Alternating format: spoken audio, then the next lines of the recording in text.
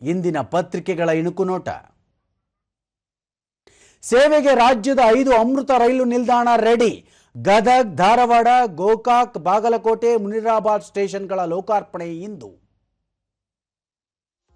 ಮಳೆ ಹಾನಿ ಸಂತ್ರಸ್ತರಿಗೆ ಶೀಘ್ರ ಪರಿಹಾರ. ರಾಜಕಾಲುವೆ ಒತ್ತುವರಿ ಮುಲಾಜಿಲ್ಲದೆ ತೆರವು.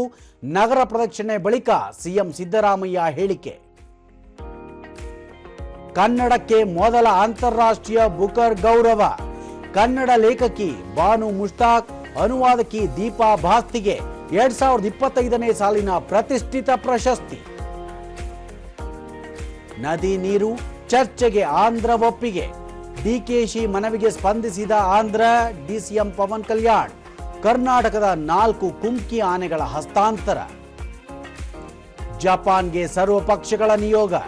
ದಕ್ಷಿಣ ಕೊರಿಯಾ, ಮಲೇಷ್ಯಾ, ಇಂಡೋನೇಷ್ಯಾ, ಸಿಂಗಾಪುರಕ್ಕೂ ಭೇಟಿ ನೀಡಲಿರುವ ತಂಡ. ಇವು ಇಂದಿನ ಪತ್ರಿಕೆಗಳ ಪ್ರಮುಖ ಸುದ್ದಿ. ಉಳಿದಂತೆ ಐಎನ್ಎಸ್ವಿ ಕೌಂಡಿನ್ಯ ಲೋಕಾರ್ಪಣೆ. ತೆಂಗಿನ ನಾರು, ಮರದ ಹಲಗೆಗಳಿಂದ ತಯಾರಿಸಿದ ಪ್ರಾಚೀನ ಮಾದರಿ ನೌಕೆ. ಬೇಸಿಗೆ ಮಳೆಗೆ 2,000 ಹೆಕ್ಟೇರ್ ಬೆಳೆ ನಾಶ. 40 ಕೋಟಿ ರೂಪಾಯಿ ನಷ್ಟ. ತೋಟಗಾರಿಕೆ ಇಲಾಖೆ ಸಮೀಕ್ಷೆ. ಬೀದರಲ್ಲೇ ಅತಿ ಹೆಚ್ಚು. ಮಾವು, ಬಾಳೆ ಸೇರಿ ತೋಟಗಾರಿಕೆ ಬೆಳೆಗಳಿಗೆ ಹೆಚ್ಚು ಹಾನಿ. ಬಾಂಗ್ಲಾ ಅಕ್ರಮ ವಲಸಿಗರ ವಿರುದ್ಧ ಕಾರ್ಯಾಚರಣೆ.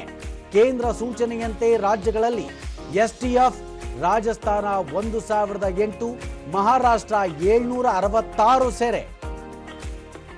ವರ್ಷಾಂತ್ಯದೊಳಗೆ ವರದಿ ಸಂಗ್ರಹ. ಪ್ರಾದೇಶಿಕ ಅಸಮತೋಲನ ನಿವಾರಣೆಗೆ ಪ್ರತಿ ಜಿಲ್ಲೆಗೂ ಸಮಿತಿ ಭೇಟಿ. ತುಮಕೂರಿನಲ್ಲಿ ಅಧಿಕಾರಿಗಳ ಸಭೆ. ಪ್ಲೇ ಆಫ್ಗೆ ನುಗ್ಗಿದ ಮುಂಬೈ. ಡೆಲ್ಲಿ ಹೊರಕ್ಕೆ.